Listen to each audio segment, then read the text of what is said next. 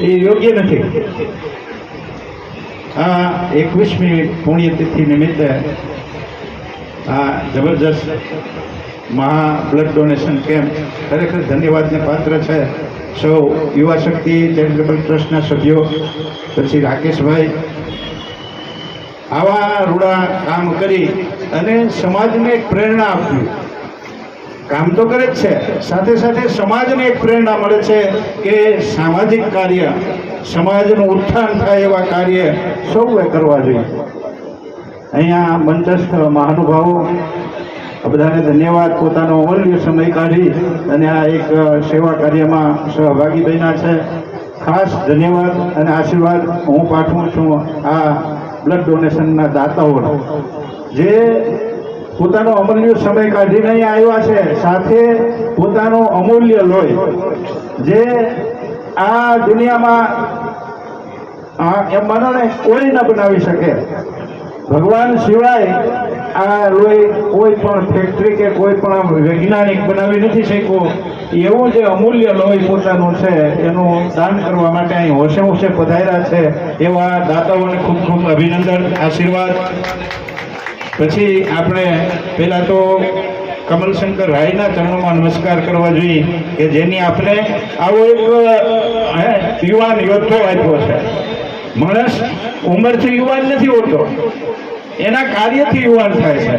ગાંધીજી આપણા છેલ્લી ઘડી સુધી યુવાન હતા, કારણ કે એને સામાજિક કાર્યનો, ધર્મ કાર્યનો એવો ઉત્સાહ હતો કે એના હૃદયમાં હર હંમેશ યુવાની રહી.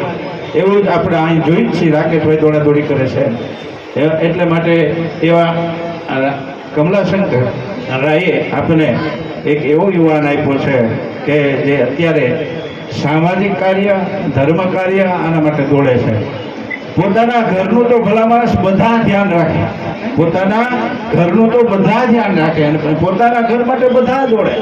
પશુ પંખી દોડે છે પોતાના બાલ બચ્ચા માટે, પણ સમાજ માટે, જે ખરેખર સમાજના ઉત્થાન માટે, સમાજ સેવા માટે દોડે છે ને, એ જ ખરેખર માનવ છે. મનુષ્યને ભગવાને બુદ્ધિ આપી છે. બધી યોનિમાં બધાને બુદ્ધિ નથી આપી, એક મનુષ્યને બુદ્ધિ આપી છે. એ બુદ્ધિનો સદુપયોગ કરી અને આપણે રાકેશભાઈ છે એ આપને સૌને પ્રેરણા આપે છે અને આવા સામાજિક કાર્ય કરે છે. ખરેખર ધન્યવાદને પાત્ર છે.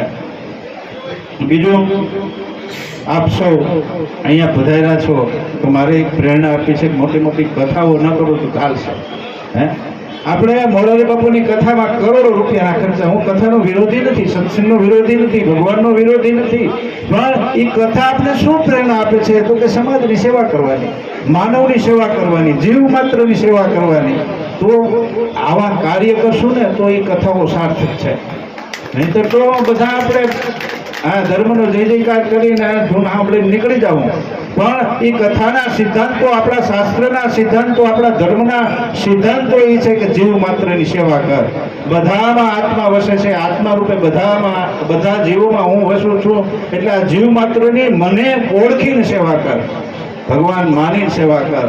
આ ચેરિટેબલ ટ્રસ્ટ આ જીવ માત્રની સેવા કરવા જ્યારે થનગની રહ્યું છે, ત્યારે અમે બધાને એવા આશીર્વાદ આપીએ છીએ કે એની શક્તિ હર હંમેશ વધતી રહે અને એની આ સેવા કાર્યમાં એની ભક્તિ, એની શક્તિ હર હંમેશ લાગી રહે. અને આ વર્ષમાં એકવાર નહીં, આખું વર્ષ હર હંમેશ, હર સેકન્ડ, હર ક્ષણ